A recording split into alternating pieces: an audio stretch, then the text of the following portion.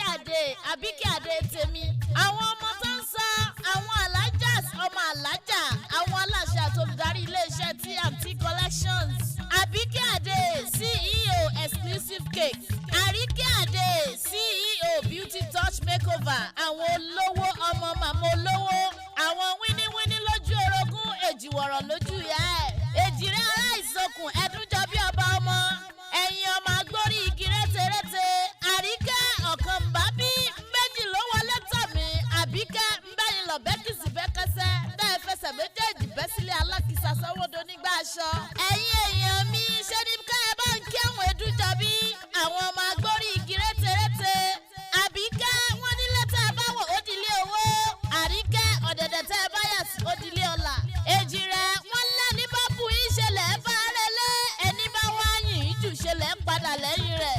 Ṣùgbọ́n èmi adùn èdè ẹrù ó bà mí bẹ́ẹ̀ láyé òsì kò mí. Bí n bá wá yìn ta ni n bá tún ẹ̀yin olówó orí tèmi. Àti pé mo lẹ́pọ̀ ńlé bẹ́ẹ̀ lẹ̀wá sí bẹ lọ́dẹ̀dẹ̀ mi nítorí pé wọ́n lẹ́ni máa bí bèjì àṣẹwàwà. Happy birthday Èjìrẹ́ Òyìnlá.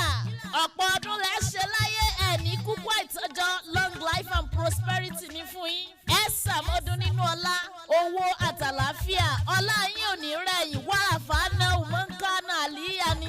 Èjìrẹ́ ta ló ń tàn tó pé ẹ má ṣe tí ń ná.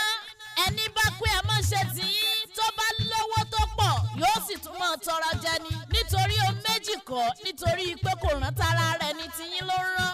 Ẹ̀lẹ́ òjàre ẹ̀yin ọmọ Ọ̀yọ́ Aláàfin Òjó Pàṣẹkẹrẹ ọmọ Àtìbà. Èjìrẹ́ wọ́n ní bí Ṣàngó bá pa ni àpagbé ni nílé tí bí Ṣànpọ̀nná bá pa ni àpàlà. Wọ́n wá ní bálàfin bá pa ni àbùṣẹ́bùṣe. Àríkẹ́ wọ́n lẹ́yìn lọ́mọ kú ọmọ òfò ọmọ àdánù. Àbíkẹ́ ṣé lóòótọ́ ni. Lẹ́yìn tó ṣe pé ọmọ kútíkú ò gbọ́dọ̀ pa ní ọmọ àrùn tárùn ò gbọ́dọ̀ ṣe. Wọ́n ló fògo ò gbọ́dọ̀ ṣe nílé bàbá tóbi ńlọ́mọ ẹ̀yin ọmọ àkóbá lé àdábòde. Ibi tó bá ròyìn lẹ́jọ́ nílùú bàbá yín ìbò nílé yín náà ni ó jàre. Àdìṣe bí Ọ̀yọ́ láàrí Ọ̀yọ́ ò gbọ́dọ̀ ṣe bí bàbá ẹnì kọ̀ọ̀kan. Wọ́n lọ́ máa ṣípa ẹlẹ́kẹ̀ṣẹ̀ ní nílé bàbá tóbi ńlọ́mọ